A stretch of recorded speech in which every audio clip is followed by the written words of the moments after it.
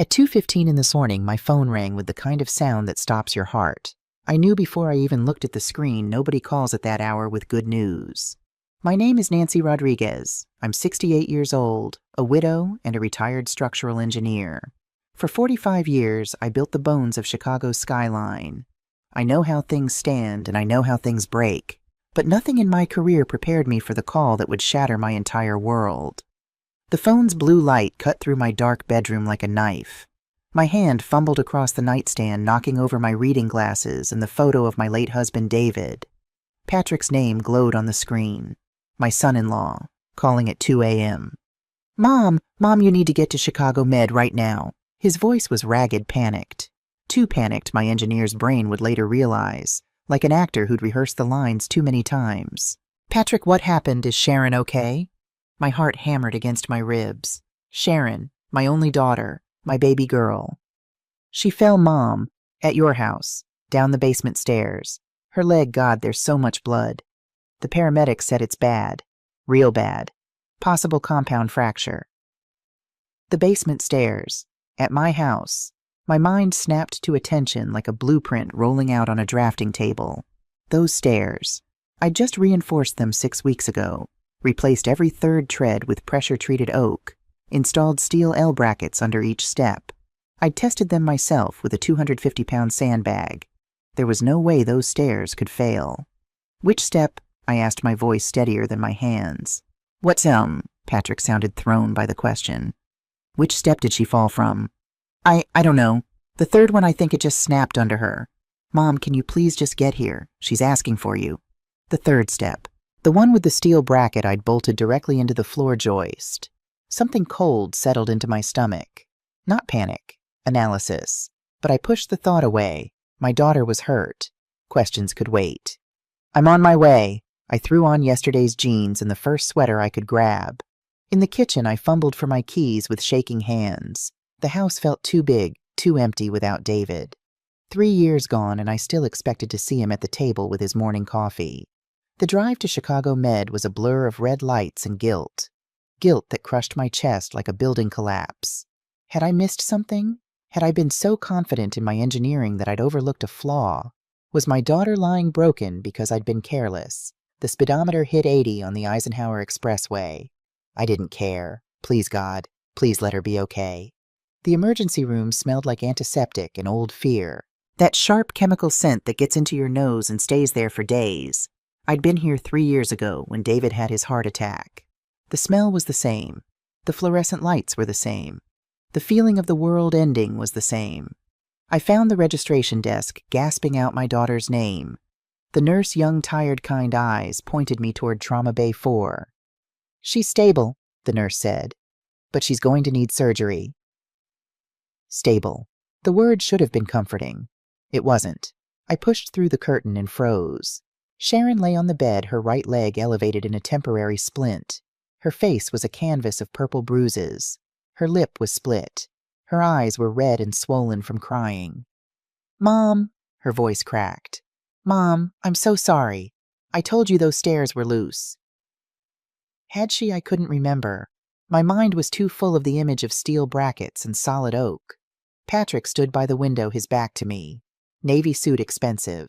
His tie was loosened, but something about his posture felt wrong. Too composed. Too still. When he turned, his face was a mask of concern, but his eyes, there was something calculating in them that made my engineer's instinct scream. Nancy. He never called me Mom. Always Nancy, like I was a colleague instead of family. Thank God you're here. The doctor says Sharon needs a rod and pins in her femur. The surgery alone is $30,000, and that's before physical therapy, before I don't care what it costs. I moved to Sharon's bedside, taking her hand. It was cold. Baby, what were you doing at my house at this hour? Sharon's eyes flickered to Patrick, then away. I couldn't sleep. I went to get that photo album you mentioned. The one with Dad's pictures from our Florida trip. I thought looking at happy memories would help. Her hand trembled in mine. And the stairs just collapsed. I kept my voice gentle, but my mind was working, calculating stress points and load capacities. The third step. Patrick moved closer, his cologne too strong in the small space.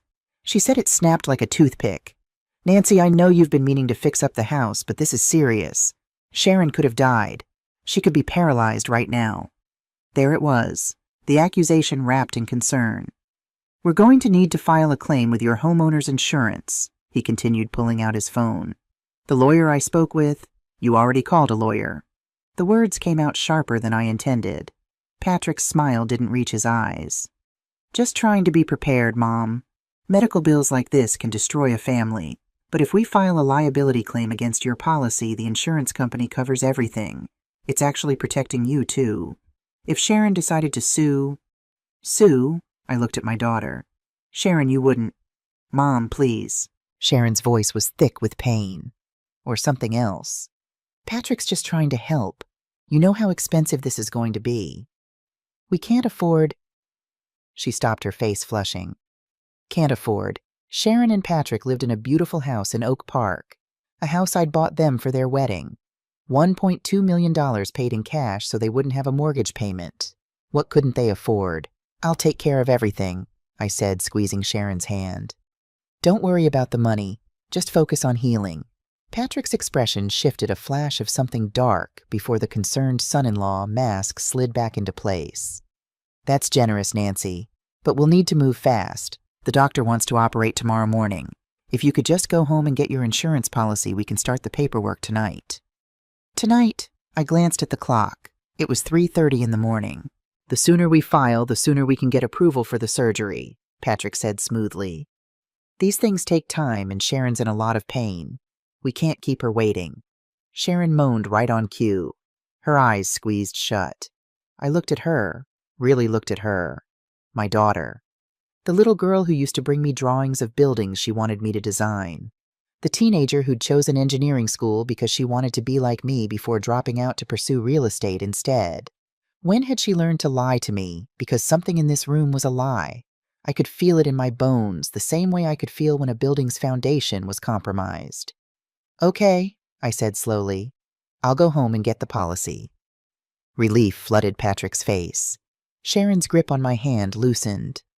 Thank you, Mom, Sharon whispered. I knew you'd understand. I kissed her forehead, tasting salt and antiseptic. I love you, baby. I'll be back soon. As I turned to leave, Patrick touched my arm. Drive safe, Nancy. We can't have anything happen to you, too. His smile was warm. His eyes were ice. I walked down the hospital corridor in a daze. The fluorescent lights buzzed overhead, making shadows dance on the sterile walls. My mind kept replaying the scene: Sharon's injuries, Patrick's urgency, the impossible failure of stairs I'd built with my own hands. I was so lost in thought that I didn't see the nurse until I'd collided with her. Oh, I stumbled backward. I'm so sorry I wasn't... It's okay. The nurse steadied me with firm hands. Her name tag read, Rachel Thompson, RN, head nurse. She was in her early 40s, African-American, with intelligent eyes that seemed to see right through me. Her grip on my arm was tight. Too tight. Are you all right, ma'am? She asked, her voice loud and professional. But her eyes were urgent, pleading. I'm fine, thank you. Her hand moved to check my pulse, fingers pressing against my wrist. The gesture was clinical routine, but I felt something else. Paper. She was pressing a folded piece of paper into my palm. Your pulse is elevated, Rachel said, her fingers closing mine around the note. That's normal after a shock like this. Make sure you take care of yourself. She squeezed my hand hard, a warning, a plea, something.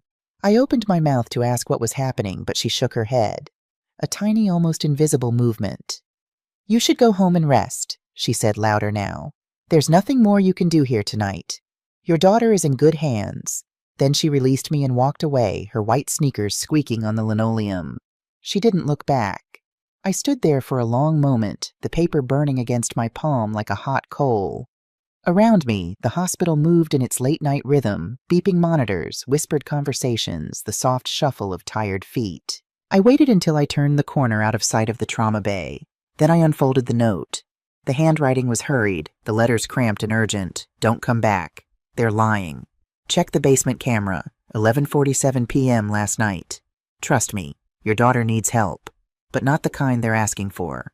My hands started shaking so badly I could barely hold the paper. Check the camera. 11:47 p.m. I'd installed a comprehensive security system in Sharon and Patrick's house 3 years ago.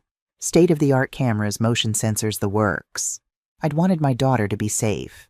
Sharon knew about the external cameras, but she didn't know about the internal system logs. She didn't know that everything recorded to a cloud backup that I still had access to. I'd never checked them. Privacy was sacred. But this note, this warning from a stranger who had no reason to help me. I looked down at the crumpled paper in my trembling hands. Then I looked back toward Trauma Bay 4, where my daughter lay with a broken leg and a split lip. They're lying. The words echoed in my mind as I almost ran to the parking garage. My truck was where I'd left it, parked crooked across 2 spaces in my panic. I sat in the driver's seat and stared at the note again. A rational part of my brain said this was crazy. Some stranger slipping me a cryptic message like something out of a spy movie. It could be a prank. It could be a mistake. But I've built my career on trusting my instincts about structural failures. And right now, every instinct I had was screaming that something was wrong. That the foundation of my family had cracks I'd been too blind to see. I didn't drive home to my house. I drove to theirs. To Oak Park. To the beautiful colonial I'd bought them. To the security system I'd installed. To the truth. The house was dark when I pulled into the driveway. Patrick's Mercedes was gone, still at the hospital with Sharon. Good. I still had the emergency key. I'd given it to myself when I set up their security system, insisted I keep one, just in case. Sharon had laughed and said I was being overprotective. Now my hands shook as I unlocked the front door. The house smelled wrong. Stale wine. Something burnt. And underneath it all, a faint chemical smell I couldn't quite place. I didn't turn on the lights. The glow from the street lamps was enough. The living room looked normal. Expensive furniture, tasteful art on the walls. Everything in its place. But as I walked through to the kitchen, I saw it. A pile of envelopes on the kitchen island. Red envelopes. Final notice. Past due. Foreclosure warning. My heart stopped. I picked up the first envelope with numb fingers. It was from First National Bank. A foreclosure warning on the house. This house. The house I'd bought them free and clear. But according to this letter, there was a second mortgage. $650,000. In default for 4 months. I opened the next envelope. A casino in Indiana. $180,000 owed. Credit card debt. $95,000. A letter from someone named Sal, handwritten, threatening. Last chance, Patrick. Pay or your family pays. I couldn't breathe. The papers scattered from my hands, drifting to the expensive marble floor like dead leaves. Sharon and Patrick were drowning in debt. Nearly $1 million. How? Why, I stumbled through the house to the basement door. The server room was down there, a small office I'd set up with the security equipment. Climate-controlled, password protected. My password. My system. The stairs creaked under my feet. Not broken, not damaged. Solid. The computer hummed to life at my touch. Blue light washed over my face as I typed in the administrator password. The system recognized me immediately. I pulled up the camera logs. My hands moved automatically, muscle memory from years of checking structural sensors and safety monitors. I scrolled back to last night, to 11:47 p.m. The file loaded. High-definition video, living room camera. I clicked play. The video showed Sharon and Patrick's living room, 11:47 p.m. The timestamp was clear in the corner. Sharon sat on the coffee table wearing pajamas. A bottle of whiskey was in her hand. She took a long drink, then another. Her hands were shaking. Patrick stood in front of her, dressed in jeans and a t-shirt. In his hands, he held a baseball bat, wrapped in a white towel. I couldn't breathe. I can't do this. Sharon's voice came through the speakers, thin, terrified. Patrick, please. There has to be another way. There is no other way. Patrick's voice was sharp, cold. Nothing like the concerned son-in-law from the hospital. The loan sharks are coming, Sharon. They're going to kill me. Or worse, they're going to hurt Lily. Lily, their 6-year-old daughter staying with Patrick's parents this week. We can sell the house, Sharon sobbed. The house is already gone. It's in foreclosure. We're underwater by $300,000. Patrick moved closer, the bat resting on his shoulder. Your mother has $2.5 million. She's 68 years old. She doesn't need it all. The insurance policy will pay $500,000 for a liability claim. That saves us. That saves our daughter. But she's my mother. She's a resource. Patrick's voice rose. She bought this house. She pays for everything. She acts like we're charity cases. Well, fine. Let's use her charity. One accident, one insurance claim. We're free. Sharon was crying now, ugly, desperate sobs. She drank more whiskey. You want to be a good mother? Patrick asked, his voice softer now, manipulative. You want to protect Lily? Then do this. Your mom has insurance for exactly this reason. She won't even be hurt, just liable. And we get to keep our daughter safe. I watched my daughter sit there, broken drunk, terrified. I watched her nod. Make it fast, she whispered. Patrick positioned her leg on the ottoman. Sharon closed her eyes, took one more drink. The bat came down. The crack echoed through the speakers like a gunshot. Sharon's scream cut through my soul. I vomited into the trash can next to the desk. Violent, wrenching heaves that left me gasping. When I could finally breathe again, I looked back at the screen. The video continued. Patrick dropping the bat. Calling 911, his voice instantly panicked, concerned. The perfect performance. My daughter, my baby girl, letting him break her leg because they were desperate. No, not desperate. He was desperate. Sharon was trapped. The chemical smell I'd noticed upstairs, acetone. They'd cleaned the bat, probably burned the towel. I rewound the video, watched it again, forcing myself to see every detail. Sharon's face when Patrick mentioned Lily. Pure terror. The way she flinched when he raised the bat. The way she cried, I'm sorry, I'm sorry, I'm sorry, after he'd done it. This wasn't a conspiracy. This was domestic abuse, financial abuse, psychological torture. Patrick had trapped my daughter in a nightmare of debt and threats, and then he'd used her to trap me. The engineer in me took over. I stopped crying. I stopped shaking. I copied the video file to a USB drive.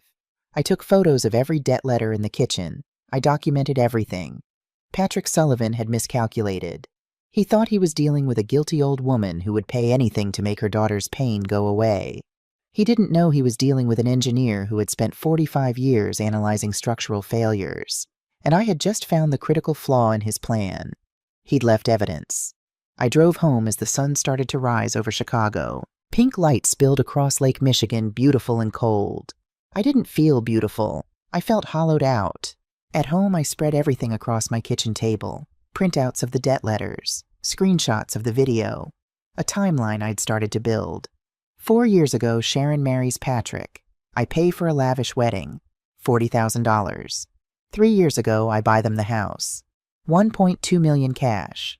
Also 3 years ago, a second mortgage appears on the house. How I check the county records on my laptop. The signature on the mortgage is Sharon's, but I pull up Sharon's real signature from the wedding contract. They don't match. Patrick forged it. 2 years ago, Patrick loses his job as a financial advisor. I didn't know this. Why didn't Sharon tell me 18 months ago casino debt starts appearing? Online gambling mostly. Patrick's accounts. 6 months ago, first foreclosure warning. 3 months ago, Sharon starts calling me more often. Just checking in, Mom. How are you feeling? You're taking your medications right. I thought she was being caring. She was being coached. 3 weeks ago, Patrick starts mentioning the house repairs. The stairs seem loose, Mom. You should really get them checked. Setting the trap. My phone buzzed. A text from Patrick: Nancy, just checking that you're okay. Sharon is worried. Do you have the insurance policy? I stared at the message. The urge to call him, to scream at him, was almost overwhelming. But I didn't, because I'd been building things long enough to know you don't demolish a structure from the outside. You find the load-bearing walls and you remove them carefully, precisely, until the whole thing comes down on its own weight. Patrick thought he was the architect of this scheme, but he'd left cracks everywhere. The forged signature, the video, the threats. I just needed to widen those cracks until the whole foundation collapsed. I picked up my phone and called the one person I trusted absolutely, James Caldwell, my lawyer, my friend, my Friday night poker buddy for 25 years. He answered on the second ring, his voice rough with sleep. Nancy, it's 5 a.m. What's wrong? Jim, I said, my voice steady now, clear. I need you to come to my house. I need you to bring a forensic accountant. And I need you to tell me how to save my daughter from her husband without sending her to prison." There was a pause. "Then I'll be there in 30 minutes. I hung up and looked at the evidence spread across my table. The foundation of Patrick's plan laid bare. I'm Nancy Rodriguez. I'm 68 years old. I've built skyscrapers that withstand 100-mile-per-hour winds, and I'm about to bring down a man who thought he could play me for a fool." James Caldwell arrived at my door at 5:45 in the morning, carrying 2 large coffees from the 24-hour diner on Clark Street. He took one look at my face and didn't ask if I was okay. He just handed me a coffee and said, "Show me." Jim is a big man, played linebacker at Northwestern back in the 70s. Age has softened him around the middle, but his mind is still sharp as a tack. We've been friends since David introduced us at a construction site poker game in 1998. He'd handled David's estate when he died. He was the one who held me upright at the funeral when my knees gave out. If anyone could navigate this nightmare, it was Jim. I led him to the kitchen table. The evidence was still spread out like a crime scene. He set down his coffee and picked up the first document, the foreclosure notice. His reading glasses slipped down his nose as he scanned the page. I watched his expression change from concern to confusion to cold professional anger. "Nancy," his voice was low, "when did you take out a second mortgage on their house?" "I didn't." He looked up sharply. "The county records show—" "I know what they show. Look at the signature."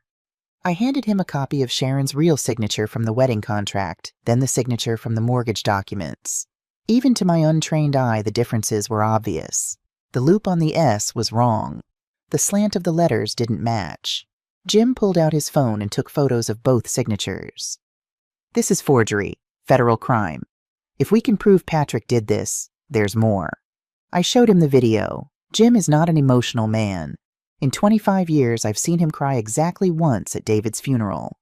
But as he watched that bat come down on my daughter's leg, his jaw clenched so tight I could hear his teeth grinding.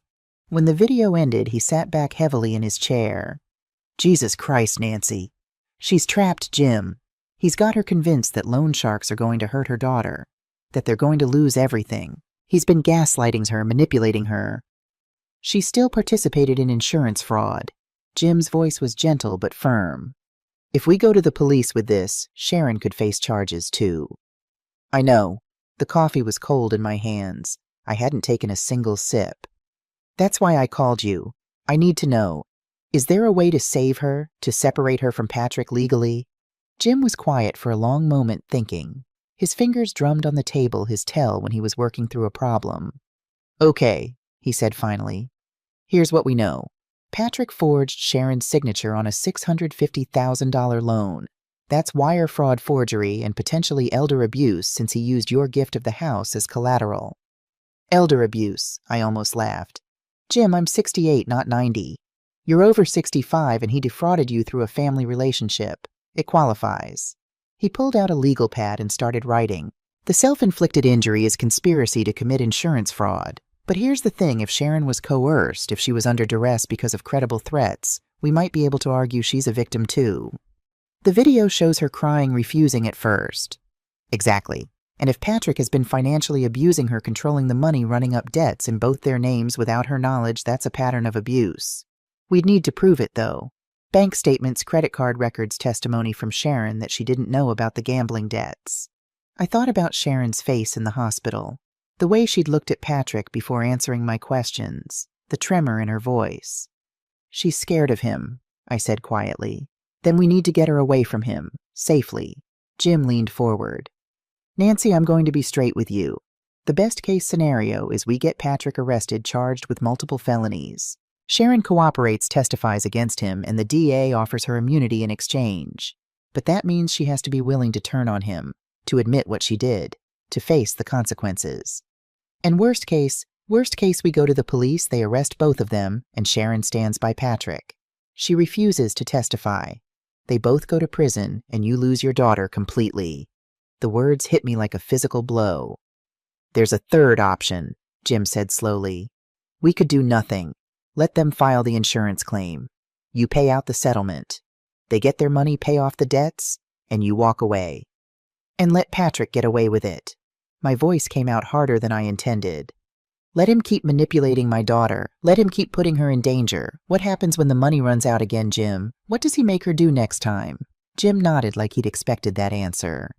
Then we need to be smart about this. We need evidence that Patrick is the primary actor. We need Sharon to see with her own eyes what kind of man she married. Because right now she's scared she's desperate, and she thinks he's her only option. I looked at the video still frozen on my laptop screen. Sharon's face twisted in pain and fear. I need to show her the truth, I said. I need her to see that he's not trying to save her. He's trying to save himself. How? I met Jim's eyes. We set a trap. We make Patrick think he's won, and then we catch him trying to hurt me. Jim's expression darkened. Nancy, that's dangerous. If he's willing to have Sharon break her own leg, then he's capable of worse. I know. My hands were steady now. The engineer in me had taken over calculating risk factors and structural loads. But I've been building things my whole life, Jim. I know how to create a controlled environment. I know how to minimize risk. You're talking about using yourself as bait. I'm talking about giving Patrick enough rope to hang himself. On camera. With witnesses. So that when Sharon sees it, she can't deny what he is anymore. Jim was quiet for a long moment. Then he pulled out his phone. I'm calling Robert Miller. We're going to need the police involved. And Nancy? He looked at me seriously. Once we start this, we can't stop it. Are you sure? I thought about Sharon crying in that hospital bed. About Lily, 6 years old, being used as leverage. About the life my daughter could have if she was free from Patrick's manipulation. I'm sure. At morning, I sat in a booth at Lou's Diner, 2 blocks from the hospital. The breakfast crowd was in full swing, construction workers grabbing eggs before their shifts, nurses getting off night duty, the usual mix of Chicago's working class. I'd barely touched my scrambled eggs. My stomach was twisted in knots. Rachel Thompson slid into the booth across from me. She was in street clothes now, jeans and a Northwestern sweatshirt. She looked tired, like she'd been up all night. She probably had. Thank you for meeting me, I sadly said. I wasn't sure you'd actually come. Rachel ordered coffee from the passing waitress, then turned those intelligent eyes on me. Did you check the camera? I did. Then you know. I know my daughter let her husband break her leg to file a fraudulent insurance claim against me. The words tasted like ash. What I don't know is why you helped me. You don't know me. You risked your nursing license to give me that note. Rachel wrapped her hands around the coffee mug the waitress set down. Her fingers were long, graceful surgeon's hands. She was quiet for a moment, and I saw her wrestling with something. 15 years ago, she said finally, my father was a foreman on the Lakeshore Tower project, David Thompson. Do you remember him? The name hit me like an electric shock. David Thompson. Big guy always laughing. He had a tattoo of a bear on his forearm. Rachel smiled sad and sweet. That's him. Chicago Bears fan since he was 6 years old. There was an accident. The memory came flooding back. The scaffolding collapsed on the east side. 3 workers fell. Your father, he saved 2 of them, pushed them clear before the platform gave way, and crushed his spine in the process. Rachel's voice was steady, but I could hear the old pain underneath. The construction company claimed it was operator error. They denied his workers' compensation claim, said he'd been negligent, that he'd violated safety protocols. I remembered being furious. I'd filed a dozen safety complaints about that scaffolding company. I'd told the general contractor their equipment wasn't up to code. But I was just a consultant. Nobody listened to women engineers, especially not back then. Your family was going to lose everything, I said slowly. Rachel nodded. We were packing boxes. Mom was working 3 jobs. I was in community college about to drop out to help with bills. Dad needed surgery, a spinal fusion that might let him walk again, but insurance wouldn't cover it because they classified the accident as his fault. She pulled out her phone and showed me a photo, a younger version of herself, maybe 23, standing next to a man in a wheelchair. He was smiling despite the pain in his eyes. And then one day an envelope showed up in our mailbox. No return address, just a cashier's check for $60,000. My coffee cup stopped halfway to my lips. Dad knew it was you, Rachel continued. He said you were the only person from the company who'd visited him in the hospital, the only one who looked him in the eye and said you were sorry, the only one who'd filed those safety reports even when everyone ignored you. I remembered selling my car, a 1967 Mustang that David and I had restored together piece by piece over 5 years. It had been our weekend project, our shared obsession. I'd loved that car, but when I'd seen David Thompson in that hospital bed, unable to move, unable to work, unable to provide for his family, the car had seemed like a stupid thing to hold on to. The money paid for the surgery, Rachel said. Dad walked again. Not perfectly, but enough. Enough to work to live. And it paid for my nursing school. I graduated 4 years later, top of my class. She reached across the table and took my hand. You saved my family, Ms. Rodriguez. You didn't have to. You didn't even know us. But you saw someone in trouble and you helped. No questions asked. No credit needed. Tears were burning in my eyes. Rachel, you don't owe me. I don't believe in debts, she interrupted. I believe in paying it forward. When I saw Patrick Sullivan in that hospital room lying about how his wife fell downstairs, I knew something was wrong. And when I ran the insurance verification and saw it was your homeowner's policy he wanted to claim against, I knew it was wrong. You could lose your job for what you did. My dad almost lost his life because people chose profit over safety. I'm not going to stand by and watch someone abuse the system to hurt a good person. Rachel squeezed my hand. But there's something else you need to know. Something worse than the video. My heart dropped. What? Rachel pulled out a small digital voice recorder, the kind doctors use for dictating notes. The intercom system in room 402 is old, she explained. Sometimes the call button sticks. It leaves an open line to the nurses' station. Usually we just hear the TV. But yesterday afternoon, about 2 hours after you left, the light came on. She set the recorder on the table between us. I was at the desk. I heard them talking. And Nancy, her voice dropped to almost a whisper, I think they're planning to kill you. The diner noise faded to white noise. The clatter of plates, the hiss of the grill, the chatter of other customers, it all became distant, muffled. Play it, I said.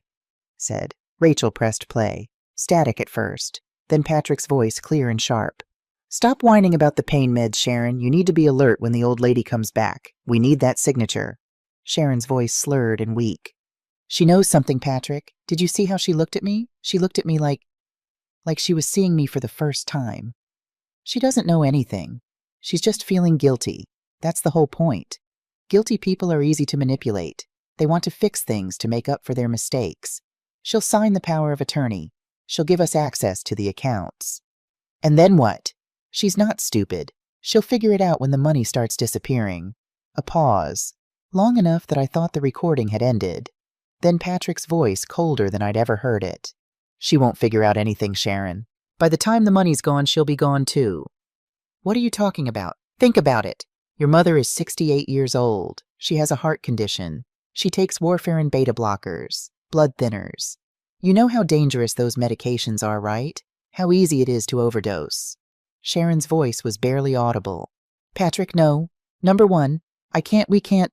Old people die in their sleep all the time, especially when they're stressed. Especially when they accidentally take too much medication.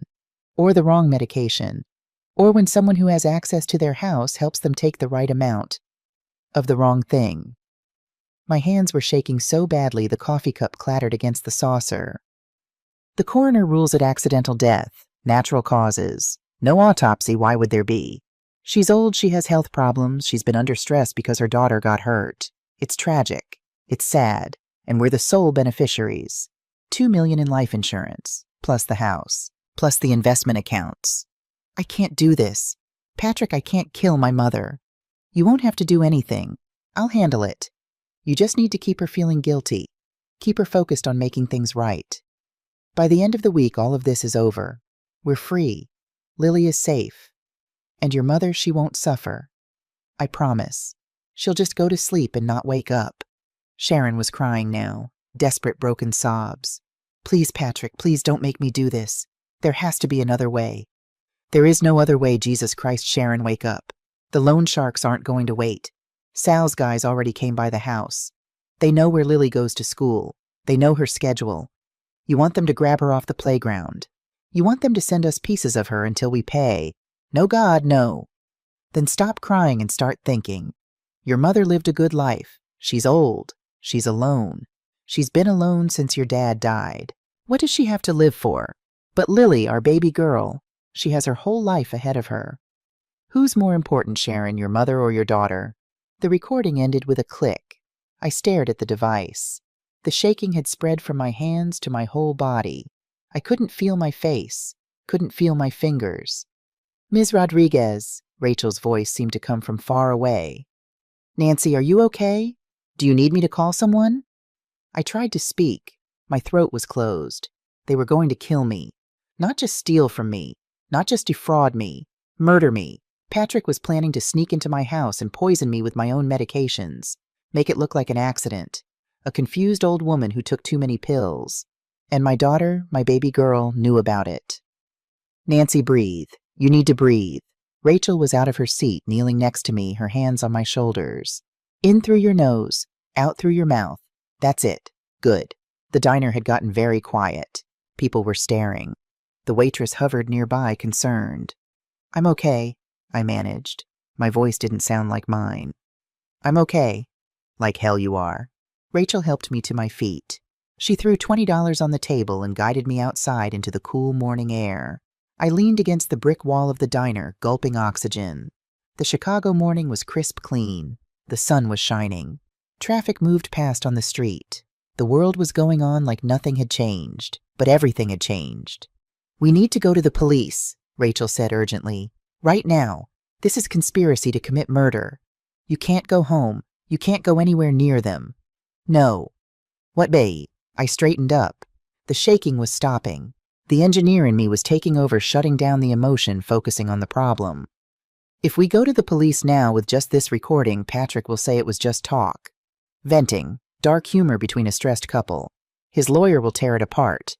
But I need him to act on it, I said. I need him to actually try, on camera, with witnesses, with proof that can't be explained away. Rachel stared at me. You want to let him try to kill you? I want to let him think he's trying to kill me. I pulled out my phone. I have a friend, Police Chief Robert Miller. We went to high school together. I built his deck, his kid's treehouse. He owes me about 100 favors. Nancy, this is insane. This is the only way to save my daughter. I looked Rachel in the eyes. Right now, Sharon thinks Patrick is protecting her, saving her. She's terrified of the loan sharks. She's terrified of losing Lily. She thinks this is the only option. But if I can show her, if she can see with her own eyes that Patrick isn't trying to save her, he's trying to use her, then maybe she'll have the strength to walk away. Or he actually kills you, and she has to live with that for the rest of her life. He won't kill me, because I'll be ready, because I'll have backup, because I spent 45 years calculating structural loads and risk factors. I started walking to my truck. Trust me, Rachel, I know how to build a trap that won't fail. Rachel caught up with me. You're really going to do this. I'm really going to do this. She shook her head, but there was a reluctant admiration in her eyes. You're either the bravest woman I've ever met or the craziest. Can it be both? Despite everything, she laughed. Then her face got serious. I'm coming with you when you talk to the police chief. I'm the one who recorded this. I need to be there. Okay. And Nancy, Rachel touched my arm. Thank you for what you did for my dad, for my family. I never got to say that. I covered her hand with mine. You just did. Police Chief Robert Miller's office was on the 3rd floor of the district station on Western Avenue. The building smelled like old coffee and institutional cleaning solution. Bob saw me through this glass window of his office and was on his feet immediately. He met us at the door, his face creased with concern. Nancy, what's wrong? You sounded... He stopped when he saw Rachel. Who's this? Rachel Thompson, the nurse who saved my life. Can we come in? Bob ushered us into his office and closed the door. He was 60 years old, gray at the temples with the kind of weathered face that came from 30 years of police work. But his eyes were kind. They'd always been kind. I handed him my phone with the video queued up. Watch this first, then we'll play the audio. Bob sat down heavily in his chair and pressed play. I watched his face as he absorbed what he was seeing. The color drained from his cheeks. His jaw set in that hard line that meant he was furious. When the video ended, Rachel played the audio recording. By the time it finished, Bob had his hands over his face. Jesus Christ, Nancy. His voice was muffled. This is attempted murder. Conspiracy. He looked up at me. I can have a squad car at the hospital in 10 minutes. We can arrest Patrick right now. No. What do you mean, no? I sat down across from him. Bob, what happens if you arrest him right now? Patrick gets a lawyer. The lawyer claims the video was a domestic dispute that got out of hand. Claims the audio was just stress talking, venting, not actual planning. Sharon stands by her husband. And maybe the DA gets a conviction for insurance fraud. But the murder conspiracy, that's just words on a tape. It's evidence. It's words, I said firmly. And a good defense attorney will create reasonable doubt. But if we catch him in the act, if we catch him actually trying to poison me, there's no doubt. There's no defense. Bob leaned back in his chair. You want to use yourself as bait. I want to create a controlled environment where Patrick reveals his true intentions, with multiple witnesses, multiple cameras, body cams, room cams, everything admissible in court. Nancy, if something goes wrong, then you'll be there. Right, I met his eyes. Bob, you owe me. Remember when your son broke his arm falling off that treehouse I built? Remember who convinced your wife it wasn't the treehouse's fault, it was teenage stupidity? A ghost of a smile crossed his face. Kyle still has a scar from that. And remember who paid for the emergency room visit? You didn't have to do that. And you don't have to help me now. But I'm asking anyway. I leaned forward. Patrick Sullivan is a predator. He's abused my daughter financially, psychologically, and now he's planning to murder me to cover his tracks. If we do this right, we don't just save me. We save Sharon. We get her away from him. We give her a chance to see the truth. Bob was quiet for a long time. Then he pulled out a notepad. Okay, tell me your plan. I spent the next hour laying it out. The engineer in me had already calculated every angle, every risk factor, every potential failure point. I'm going to call Patrick, I explained. I'm going to tell him I have the power of attorney signed, that I'm too tired to drive back to the hospital tonight. I'll invite him over for dinner. I'll say I made Sharon's favorite soup. Soup, Bob said flatly. You're going to offer him liquid. Liquid is easy to poison. It's what he'll expect. I'll make it as easy as possible for him. And then we wire the house. Cameras in every room, but especially the kitchen. I wear a body mic.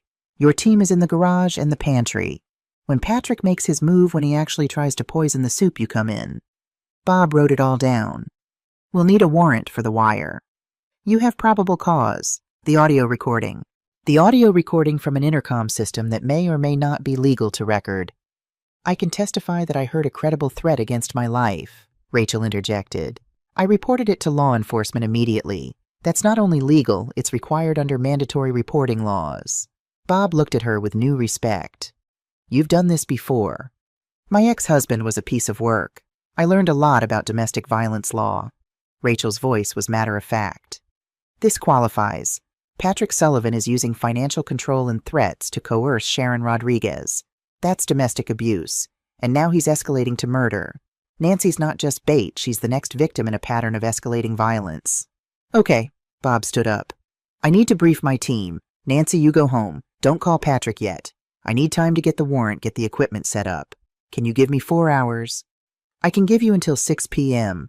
Then I need to make the call. If I wait too long, Patrick will get suspicious. 6 p.m. Okay. Bob walked around the desk and put his hands on my shoulders. Nancy, promise me you'll follow my lead on this. If I say abort, we abort. If I say get out, you get out. I promise. I'm serious. I'm not losing you. I already lost David. I'm not losing you too. The emotion in his voice made my throat tight. You won't lose me, Bobby. I'm too stubborn to die. At 6 o'clock that evening, I sat at my kitchen table with my phone in my hand. The house was wired like a Hollywood production. Cameras hidden in the crown, molding in the picture frames and the smoke detector. A technical team from the Chicago PD had spent 2 hours making my home into a surveillance net. Bob sat across from me, his own equipment spread out on my dining room table. Monitors showing every angle of the kitchen, audio levels, recording indicators. In my garage, a 4-man tactical team waited in silence. I was wearing a wire taped to my chest under my blouse. It itched. I couldn't stop thinking about it. You don't have to do this, Bob said quietly. Even now, we can still just arrest him. And let him manipulate Sharon from jail. Let him convince her he's the victim. I shook my head. No, she needs to see the truth, all of it. I dialed Patrick's number. He answered on the second ring. Nancy, I've been trying to reach you all day. Where have you been? Sharon's been worried sick. The concern in his voice was perfect. If I didn't know better, I'd believe it. I'm sorry, Patrick. I went home last night and I couldn't do it. I couldn't drive back. I've been so exhausted, so upset about Sharon. It's okay, Mom. Mom. He'd never called me that before. I understand this has been traumatic for everyone, but did you find the insurance policy? I did, and I signed the power of attorney too. Silence. Then, you did. I trust you, Patrick. I trust you to take care of Sharon. I know I haven't always been supportive of your marriage, but you've been there for her. You've been strong when I've been weak. I felt sick saying the words, but I watched Bob give me a thumbs up.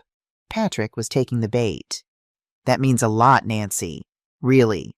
His voice was warm now, excited. So the papers are signed. That's wonderful.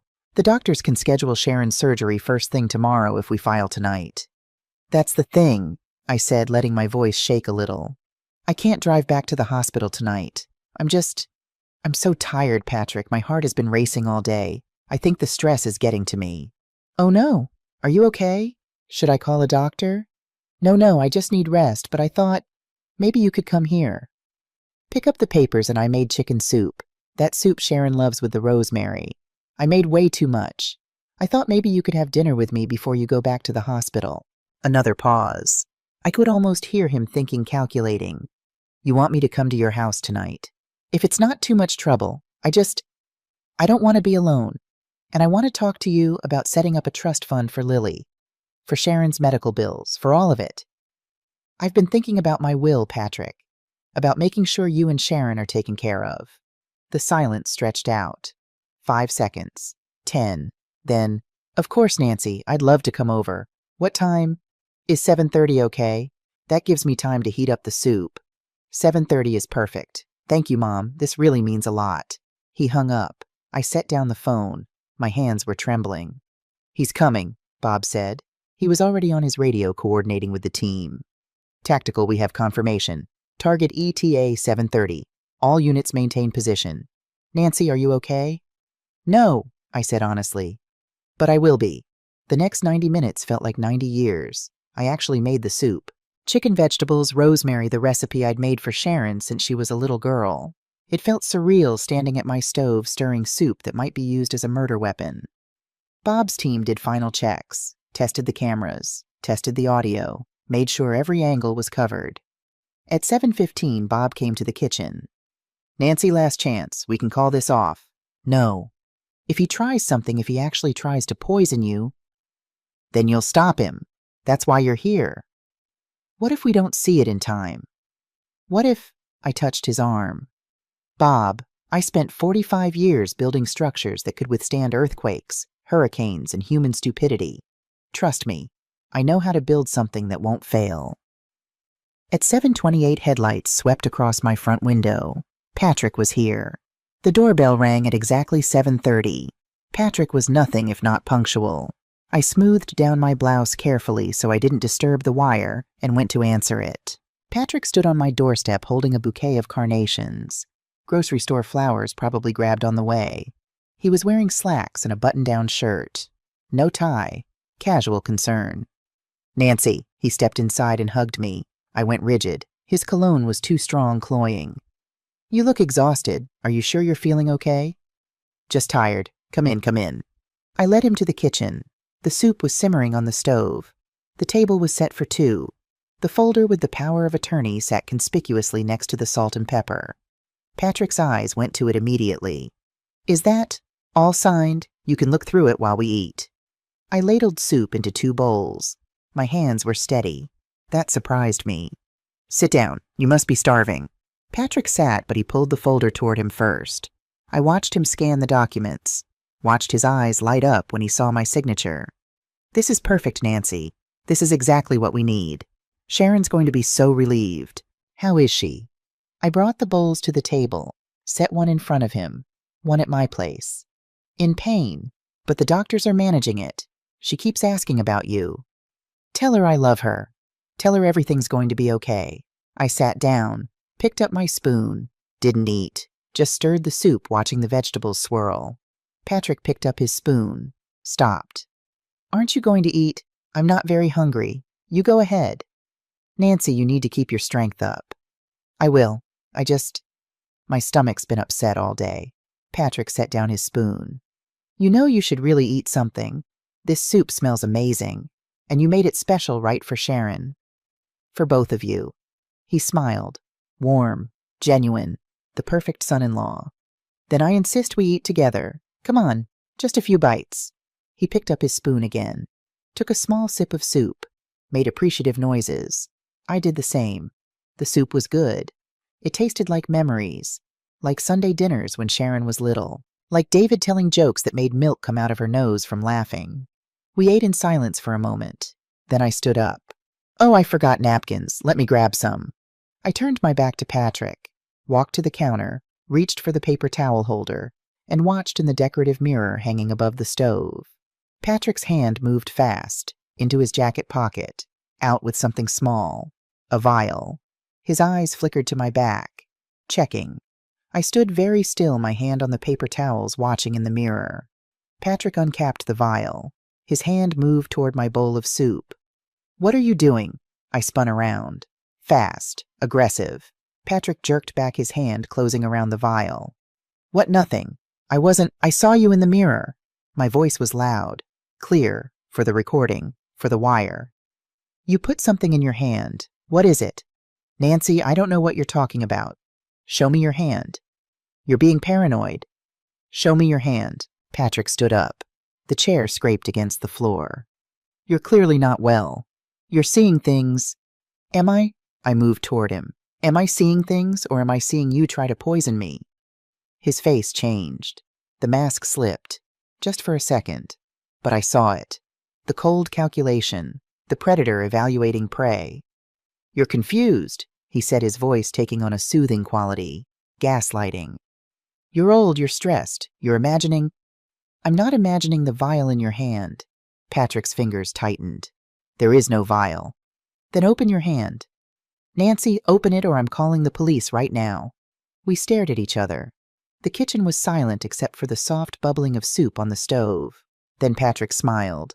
It was the coldest thing I'd ever seen. You stupid old bitch, he said softly. You actually think you can threaten me? He opened his hand. The vial was clear glass, liquid inside. You want to know what this is? He held it up. It's concentrated insulin, enough to drop your blood sugar so fast you'd be in a coma before 911 could get here. And you know what the best part is? You have diabetes medications in your cabinet. The coroner would assume you got confused, mixed up your meds, accidental overdose. My blood ran cold. You're insane, I whispered. I'm practical. You have $2 million that my wife and I need. You're old. You're alone. Nobody would question it. Sharon would never. Sharon will do what I tell her. Patrick's voice was hard. She already broke her own leg for me. You think she won't mourn her mother and cash the check? He moved toward me. I backed up against the counter. It'll be quick, he said. Just a little prick, like a bee sting. Then you'll get sleepy, that's all. You'll go to sleep and you won't wake up. Peaceful, easy. His hand reached for my arm. Now, I screamed. The pantry door exploded outward. Bob Miller came through first, gun drawn, 2 officers behind him. Police, drop it, hands up. Patrick spun the vial still in his hand. What the, drop the vial now! The garage door burst open. 4 more officers, tactical gear weapons raised. Patrick looked around wildly, trapped, cornered. He looked at me, at the wire visible at my collar where my blouse had shifted. You set me up, he breathed. You fucking set me up. I gave you the opportunity, I said quietly. You chose to take it. Patrick's hand clenched around the vial. For a second I thought he might throw it, but then Bob was there, twisting his arm behind his back, and the vial fell to the floor. It shattered. Clear liquid spread across my kitchen tile. Patrick Sullivan, you're under arrest for attempted murder conspiracy to commit insurance fraud and elder abuse. Bob's voice was hard as iron as he cuffed Patrick's wrists. "You have the right to remain silent." Patrick wasn't listening. He was staring at me with pure hatred. "Sharon will never forgive you," he spat. "She'll hate you for this. You just destroyed your own daughter's life."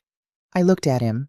This man who'd manipulated my baby girl, who'd trapped her in debt and fear, who'd made her break her own leg. "No," I said. "I just saved it." They dragged him out. He was screaming, threatening, promising lawyers and lawsuits and revenge. The door closed behind them. The kitchen was silent except for my ragged breathing. Bob came back in. "Nancy, you okay?" I looked at the shattered vial on my floor, the evidence bag one of the officers was sealing it into. "He was really going to do it," I said. "He was really going to kill me." "Yeah, he was." Bob put a hand on my shoulder. "But he didn't. You're safe. It's over." "It's not over." I looked at him. "Sharon's still at the hospital. She doesn't know. She's going to wake up tomorrow expecting Patrick, and instead she's going to find out her husband is in jail for trying to murder her mother." I closed my eyes. "I need to go to her. I need to be the one to tell her. Nancy, she's my daughter Bob. I need to be there when her world falls apart." Bob was quiet for a moment. Then he nodded. "Okay, but I'm coming with you, and we're bringing proof. Video, audio, everything. She needs to see the truth." I grabbed my purse, my car keys. The drive to Chicago Med felt longer than it should have. Every red light was an eternity. Every green light passed too fast. Bob drove. I was shaking too hard to hold the wheel steady. In my lap, I clutched a tablet loaded with the video evidence. The bat coming down. Patrick's cold voice describing how he'd poisoned me. The vial in his hand. "What if she doesn't believe me?" I asked the windshield. Bob glanced over. "She'll believe you. The evidence doesn't lie. Evidence doesn't matter if she's not ready to see it. If she's not ready to accept what Patrick is. Nancy, your daughter just found out her husband tried to murder you. That's not something you can rationalize away. You'd be surprised what people can rationalize when they're scared enough." We pulled into the hospital parking garage. It was after 9 p.m. now. Visiting hours were technically over, but Bob flashed his badge and the security guard waved us through. The elevator ride to the 4th floor was silent. I caught my reflection in the polished steel doors. I looked old, tired. The wire had left a red mark on my chest where they'd pulled it off. My hair was a mess. I looked like a woman who'd just been almost murdered by her son-in-law. Because I was. The hallway was quiet. Most patients were asleep.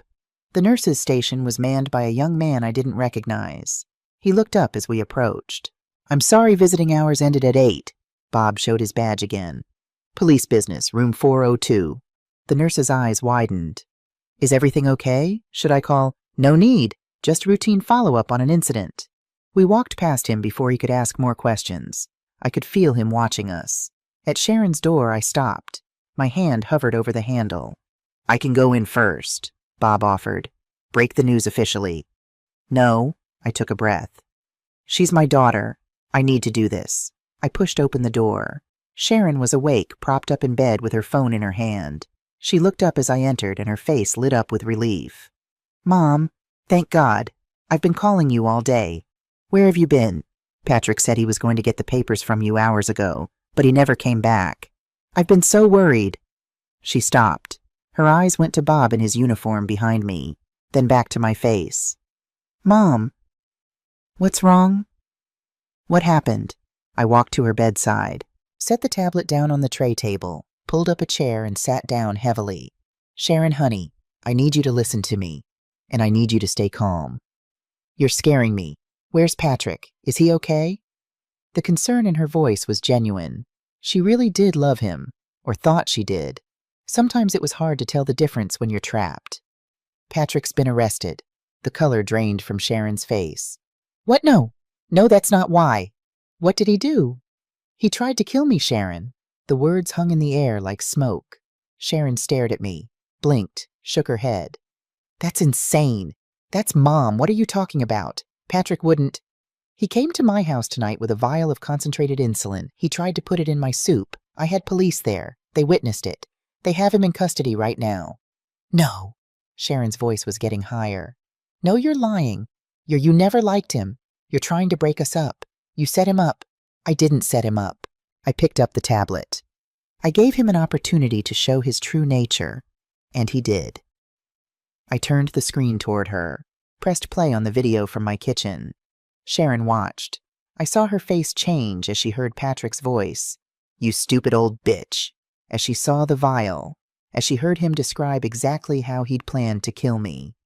When it ended, she was shaking her head. This isn't real. This is edited. You manipulated him, you— Sharon, stop. My voice was firm. I know you're scared. I know you want to believe he's not this person. But there's more. I pulled up the second video, the one from their basement camera. What is that? Security footage from your house, from 2 nights ago, 11:47 p.m. I pressed play. Sharon watched herself sit on the coffee table, watched herself drink whiskey, watched Patrick explain the plan, watched the bat come down on her own leg. She went white, then gray, then green. I'm going to be sick. Bob grabbed the basin from the bathroom just in time. Sharon vomited violently, her whole body heaving. When she was done, she collapsed back against the pillows, tears streaming down her face. You knew, she whispered. This whole time you knew. I found out yesterday, after Rachel gave me a note telling me to check the cameras. Rachel— Sharon's eyes were unfocused. The nurse— She heard something, on the intercom. Do you want to hear it? No. God, no. I can't. I played it anyway. Because she needed to hear it. She needed to hear Patrick's voice planning my murder in that cold, calculating tone. When it finished, Sharon was sobbing, deep, wrenching sobs that shook the bed. He said he'd kill Lily. He said the loan sharks knew where she went to school. He said if I didn't do it, they'd hurt her. I know, baby. I didn't want to. I swear I didn't want to hurt you. But he said he kept saying Sharon. I took her hand. It was ice cold. Look at me. She did, her eyes red and swollen. Do you know where Patrick got the idea for the loan sharks? I asked gently. She shook her head. There are no loan sharks, Sharon. Or if there are, they're not after you. Patrick made up the threats. He invented the danger to Lily. He needed you scared enough to do what he wanted. But the debts are real. I've seen the letters. The debts are real. Patrick's gambling problem is real. But the threats, those were manufactured to control you. Sharon stared at me, processing. How do you know? Bob stepped forward. Because we've been investigating Patrick Sullivan for 3 months. He's on the FBI's watch list for financial fraud. He's done this before, Mrs. Sullivan. He marries women with wealthy parents, isolates them, runs up debts in their name, then orchestrates accidents or deaths to cash in on insurance and inheritance. What? Sharon's voice was barely audible. You're not his first wife, Bob continued. You're his third. The first wife's father died of an accidental prescription overdose 4 years ago. The second wife's mother fell downstairs at her house, stairs that had been tampered with. Both deaths were ruled accidental at the time, but now we're reopening the cases. Sharon looked like she'd been hit. I'm not his first wife. No, he's a professional con artist, Sharon. Everything about your marriage, the debt, the fear, the isolation, it was all designed to trap you, to make you dependent on him, to make you do things you'd never normally do. Sharon was silent for a long moment. Then she said quietly, I have recordings. Both Bob and I looked at her sharply. What? I asked. Sharon reached under her pillow with a shaking hand, pulled out her phone. I've been recording him for 6 months, ever since the first time he hit me. The room went very still. He hit you? My voice came out as a whisper. Just once. He claimed it was an accident, that he didn't mean to, that he was stressed about money and I'd pushed his buttons. Sharon's voice was flat, emotionless. The voice of someone who'd told herself lies so many times they'd stopped sounding like lies. But after that I started recording, just in case, just so I'd have proof if something happened. She unlocked her phone with trembling fingers, navigated to a hidden folder. There are 43 recordings here. Some are just arguments, but some— She looked up at me. Some are him threatening me, threatening Lily, describing what would happen if I didn't cooperate, if I went to the police, if I told you. Bob took the phone carefully, started scrolling through the files. His jaw got tighter with each one. Sharon, this is evidence of domestic violence, coercion, financial abuse. Why didn't you come forward? Because he told me no one would believe me, that he'd say I was an unfit mother, that he'd take Lily and I'd never see her again. Sharon's voice broke. And I believed him, because by then I didn't trust my own judgment anymore. I didn't trust anything. I reached out and took my daughter's face in my hands. Baby, I'm so sorry. I'm so sorry I didn't see. I should have noticed. I should have. How could you? Sharon's tears were falling freely now. I hid it so well. I smiled. I pretended everything was fine. I pushed you away when you asked questions. I was so ashamed, Mom. So ashamed that I'd let this happen. That I'd married this monster. It's not your fault. I broke my own leg. I let him convince me to commit fraud against you. How is that not my fault?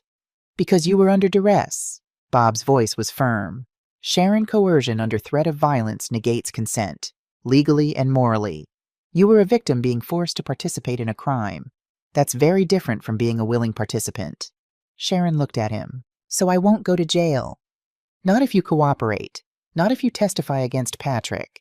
The DA will offer you immunity in exchange for your testimony in these recordings. But I did commit fraud. I did plan to take Mom's insurance money.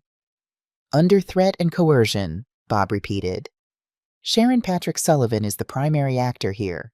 You were his tool, his weapon. And weapons don't go to jail. The person wielding them does. Sharon looked at me.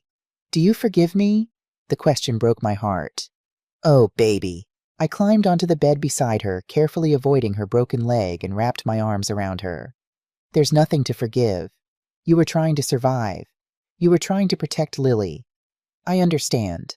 I understand completely. Sharon clung to me and sobbed like she was 5 years old again, like the time she'd fallen off her bike and scraped up her knees, like the time she'd failed her first engineering exam and thought her world was ending. But this time her world really had ended, and I was going to help her build a new one. Over the next 2 weeks, our lives became a blur of lawyers, police interviews, and federal agents. Patrick was denied bail. The attempted murder charge, combined with the video evidence and the FBI's investigation into his pattern of fraud, made him too much of a flight risk. He sat in Cook County Jail while his public defender tried desperately to craft a defense. Sharon was released from the hospital after her surgery. She came home to my house. Her house, the one I'd bought her, was a crime scene being combed through by investigators looking for more evidence. She moved into her old childhood bedroom. The walls still had posters from her high school years. A Nirvana poster, a diagram of Chicago's famous buildings, a photo of her and her father at her high school graduation. She cried herself to sleep most nights. I could hear her through the walls. During the days, she met with the district attorney, with the FBI, with a therapist who specialized in domestic violence survivors. And slowly, piece by piece, we built the case against Patrick Sullivan. 3 weeks after Patrick's arrest, FBI agent Melissa Torres sat in my living room with a file folder that looked like it weighed 10 pounds. Ms. Rodriguez, I wanted to update you on the investigation. She was a sharp woman in her 40s with dark hair pulled back in a severe bun. What Patrick tried to do to you, it's not an isolated incident. It's part of a pattern we've been tracking for 6 years. Sharon, sitting next to me on the couch, went pale. 6 years? Patrick Sullivan isn't his real name. He was born Kevin Patrick Mallory. He's been using variations of his middle and last names to create new identities. Agent Torres opened the folder. His first wife was Amanda Brennan. Her father, Richard Brennan, died of an accidental overdose in 2019. Mr. Brennan was 73 and had early-stage dementia. The coroner ruled it accidental. He'd allegedly confused his medications. But you don't think it was accidental, I said. Not anymore. After your case broke, we exhumed Richard Brennan's body. Toxicology shows levels of insulin in his system that couldn't be explained by his medical history. He wasn't diabetic. Sharon made a small sound. I took her hand. Patrick or Kevin collected a $1.8 million inheritance. Amanda divorced him 6 months later when she discovered he'd gambled most of it away, but by then he'd already moved on. Agent Torres pulled out another photo. A woman in her early 30s, blonde, smiling at the camera. Wife number 2, Jessica Halloway. Her mother, Margaret, died in 2021 from injuries sustained in a fall down the basement stairs of her home. The stairs had been recently reinforced by Jessica's husband, Patrick, or Kevin. He was using the name Patrick Halloway at the time. Jesus Christ, I breathed. The coroner ruled it accidental. But when we examined the construction records, we found something interesting. The steel brackets Patrick installed, they were designed to fail under a certain weight threshold. He'd essentially created a trap disguised as a safety feature. I felt sick. That was exactly what I'd been afraid of when I'd heard about Sharon's fall. The engineer in me had known something was wrong with that story. "How much did he get from that?" Sharon asked quietly. $1.2 million. Life insurance plus the estate. Jessica left him shortly after, but again most of the money was already gone. Gambling debts, bad investments. Kevin has a compulsive spending problem. "So he found me," Sharon whispered. "Another woman with a wealthy parent." "We believe so, yes. Kevin is what we call a professional predator. He specifically targets women from wealthy families. He uses charm manipulation, and when that doesn't work, coercion and violence. He isolates them from their support systems. He creates financial crises to justify his crimes. And then he cashes in." Agent Torres looked at me with something like admiration. "You're the first one who saw through him. The first one who had the resources and the knowledge to fight back. If you hadn't installed those cameras, if you hadn't been an engineer who understood how structures fail, he would have gotten away with it." Again, the weight of that settled over the room. "How many people has he killed?" I asked. "We're investigating 3 deaths. 2 we can prove. Richard Brennan and Margaret Halloway. The third is a man named Thomas Timothy Margaret's husband. He died of a heart attack 6 months after Margaret's death. But given Patrick's methods using medications creating accidents, we're looking into it." Sharon was shaking. "I almost helped him kill you." "But you didn't," I said firmly. "And now he's going to pay for what he's done. To all of them. To you. To me." Agent Torres nodded. "With your testimony, Sharon, we can make this a federal case. Multiple counts of murder, attempted murder, wire fraud, identity theft. Kevin Patrick Mallory is looking at life in prison without parole. But we need you to be strong. We need you to testify." Sharon looked at me. "Will you be there in court? Every single day," I promised. "I'll be right there beside you." The trial was set for 6 months later. That gave us time to heal, time to prepare, time for Sharon to get her life back together. She enrolled in therapy 3 times a week. PTSD from the domestic abuse, anxiety, depression. The therapist said it would take time, maybe years, to fully process what she'd been through. But Sharon was stronger than she thought. She started attending domestic violence support groups. She shared her story. And slowly, she started to believe that she wasn't alone, that she wasn't weak, that she'd been trapped by an expert manipulator, and escaping made her brave, not broken. Lily came home from Patrick's parents' house. They'd been horrified to learn what their son had done. They apologized profusely, saying they'd always known Kevin. They still called him Kevin, was troubled, but they'd never imagined this. Lily thankfully was young enough that she didn't fully understand. She knew Daddy was away for a while. She knew Mommy had been hurt. But she bounced back with the resilience of childhood. She called me abuela now, even though we weren't Hispanic. It made Sharon laugh a real laugh for the first time in months. We moved into a smaller condo in Lincoln Park. I'd sold my house, too many bad memories, too many crime scene markers. Sharon sold the Oak Park house to pay off the legitimate debts. We downsized together, mother and daughter, starting over. James Caldwell handled the financial side. He set up a trust for Lily. He dissolved the fraudulent mortgage. He made sure that every penny Patrick had stolen was documented for the restitution phase of the trial. Rachel Thompson came by once a week for dinner. She and Sharon formed an unlikely friendship, 2 survivors of different kinds of abuse helping each other heal. And I started painting again. David and I used to paint together on Sundays. Watercolors, nothing fancy, but after he died I'd put the brushes away. Now I found myself pulling them out, painting Chicago skylines from memory, painting the buildings I'd helped design, painting the structural beauty of steel and concrete. Sharon would watch me sometimes. "You should sell these, Mom. They're really good." "Maybe," I'd say. But I didn't paint them to sell. I painted them to remember, to prove that things could be built and be beautiful, that not everything ended in collapse. The federal courthouse in downtown Chicago was an imposing building, granite and glass built to withstand time and weather. I'd always admired it from an engineering perspective. Now I was walking into it to watch my former son-in-law go on trial for trying to murder me. The media coverage was intense. Serial Black Widow Husband Caught by Engineer Mother-in-Law was the gentlest headline. The courthouse steps were crowded with reporters. Cameras flashed as we pushed through. Sharon held my hand tightly. She was wearing a navy dress, conservative and professional.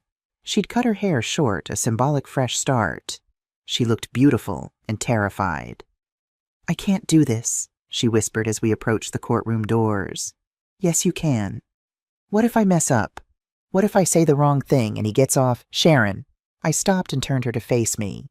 "You're going to get up there and tell the truth. That's all. The truth is enough." The courtroom was packed. I spotted Agent Torres in the front row, Jim Caldwell sitting with the prosecution team, Bob Miller in the back in uniform looking stern. And there at the defense table was Patrick. He'd lost weight in jail. His expensive suit hung loose on his frame. His hair was longer, grayer. He looked older, smaller, nothing like the charming man who'd convinced my daughter to marry him. When he saw us walk in, his eyes went cold. He leaned over and whispered something to his lawyer. Sharon flinched. I squeezed her hand. "He can't hurt you anymore," I murmured. We took our seats. The bailiff called the court to order. Judge Patricia Brennan, no relation to Patrick's first victim, ironically took the bench. "All rise." The trial lasted 3 weeks. The prosecution laid out the evidence methodically, clinically. Video of Patrick breaking Sharon's leg. Audio of Patrick planning my murder. The vial of insulin recovered from my kitchen floor. They brought in forensic accountants who traced Patrick's spending. Gambling. Luxury goods. Money disappearing as fast as he could steal it. They exhumed evidence from the previous cases. Richard Brennan's insulin levels. Margaret Halloway's faulty stares. The pattern of behavior that showed premeditation and intent. Patrick's defense attorney tried his best. He claimed Sharon had been the mastermind, that she'd manipulated Patrick into helping her, that I'd entrapped him, set him up, forced him into a situation where he had no choice but to play along. But then Sharon took the stand. The courtroom went silent as Sharon was sworn in. Her hand shook as she placed it on the Bible. The prosecutor, a sharp woman named Diana Martinez, approached gently. "Mrs. Sullivan, can you tell us when you first met the defendant?" 4 years ago, at a real estate conference. He was charming, funny. He seemed safe." Sharon's voice was quiet but steady. "When did that change?" "About a year after we got married. He started making comments about my mother's money, about how she could afford to help us more, about how she was selfish for not giving us everything we wanted." "Did he become violent?" Sharon nodded. "The first time was 2 years ago. I'd questioned a charge on our credit card, $15,000 at a casino. He said I was being controlling, that I didn't trust him. He shoved me against the wall and told me to never question him again." Someone in the gallery gasped. Patrick's lawyer objected relevance. The judge overruled.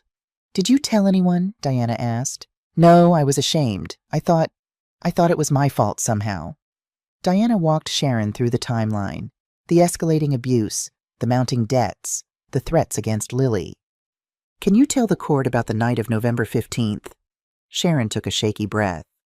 "Patrick said we were out of time, that the loan sharks were coming, that they'd shown him photos of Lily at school, that if we didn't get money fast, they'd hurt her." "What did he propose?"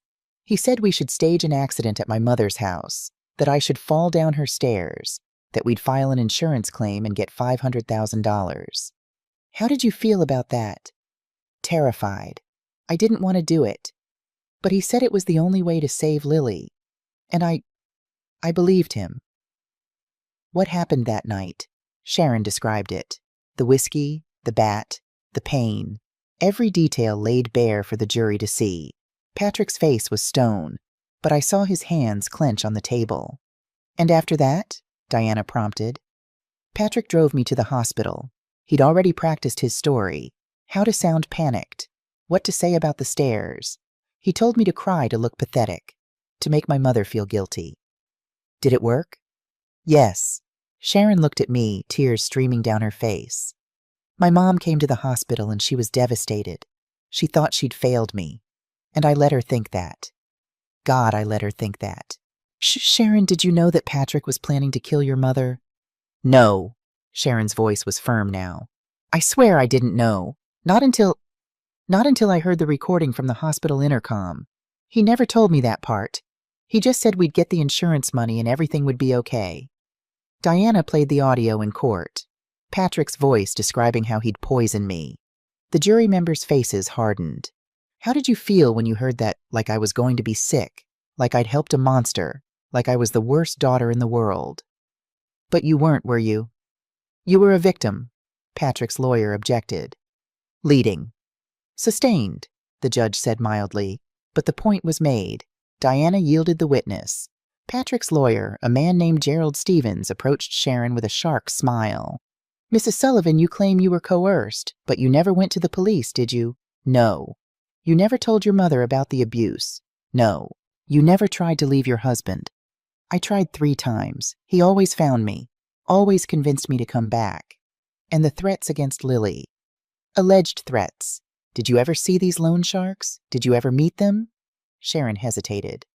No, but... So you took your husband's word for it. You broke your own leg based on threats you never verified. I was scared, or you were greedy. Stevens's voice was hard. Your mother has money. You and your husband were drowning in debt. You saw an opportunity, and you took it. No. And when your plan went wrong, when your mother figured it out, you threw your husband under the bus. You created this victim narrative to save yourself. That's not true. Sharon's voice rose. I was trying to protect my daughter.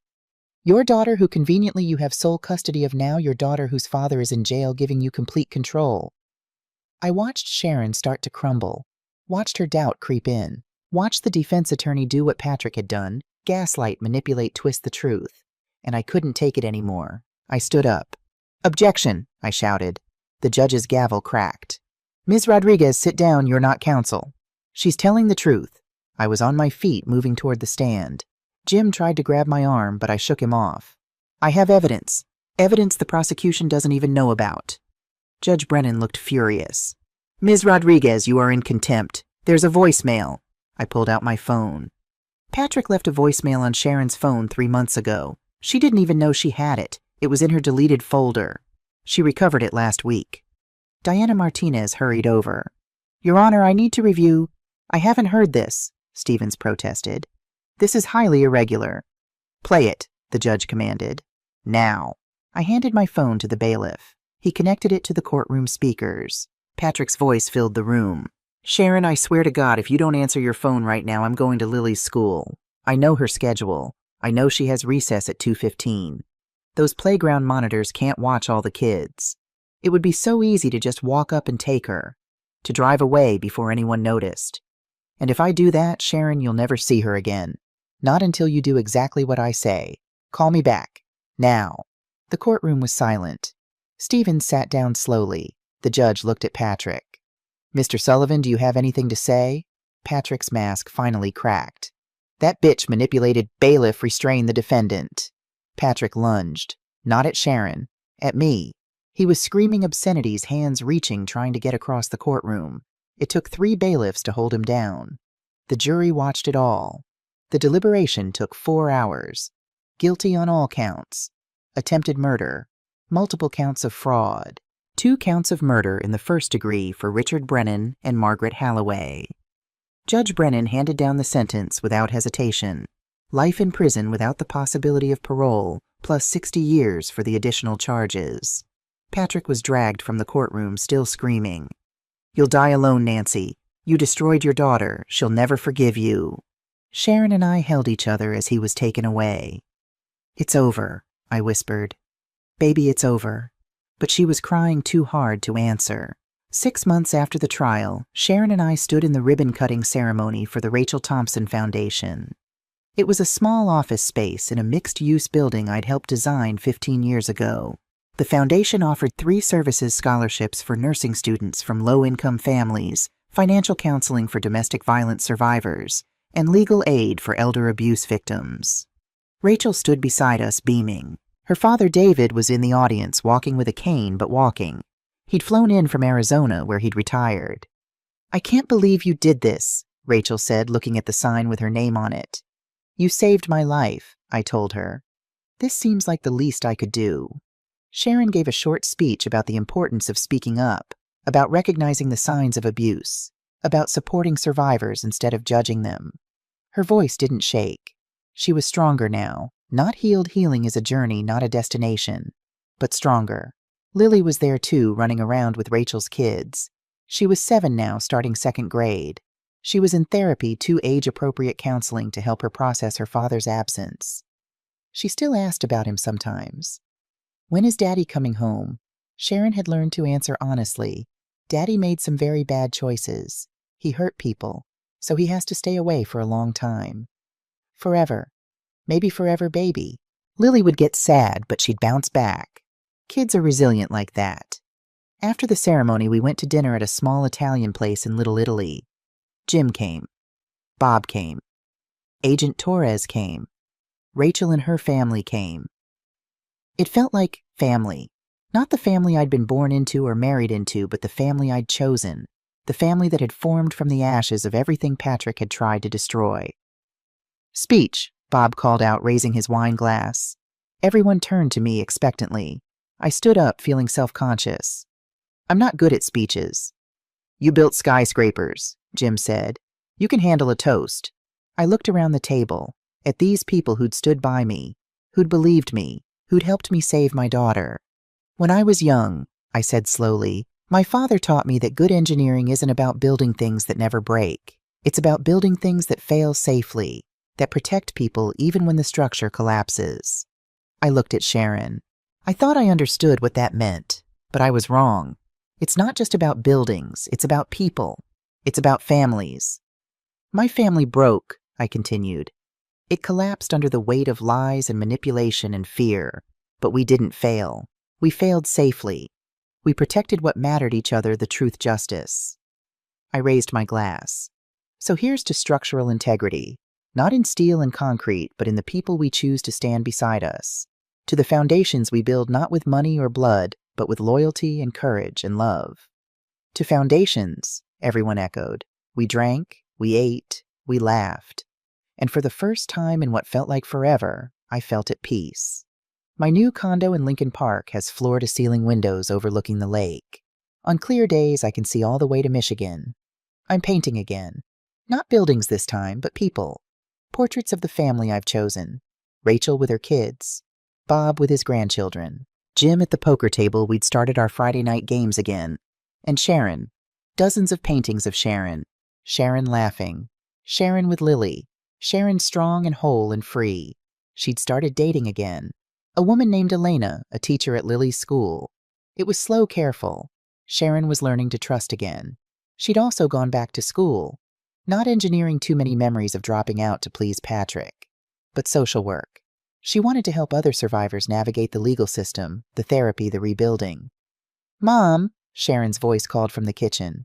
Elena's here. Are you ready for dinner? 5 minutes, I called back. I was finishing a painting, not of a person this time, but of a building. The Millennium Spire, the last major project I'd worked on before retirement. 50 stories of steel and glass and human ambition. I'd painted it at sunset, the golden light making the windows glow like fire. At the bottom, I added a small plaque in careful letters. Structures fall. People endure. My phone buzzed. A text from Agent Torres. Kevin Patrick Mallory appealed. Appeal denied. He'll die in prison. Thought you'd want to know. I looked at the message for a long moment. Felt nothing.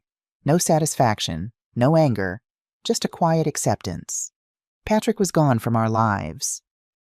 He couldn't hurt us anymore. I texted back, thank you for everything.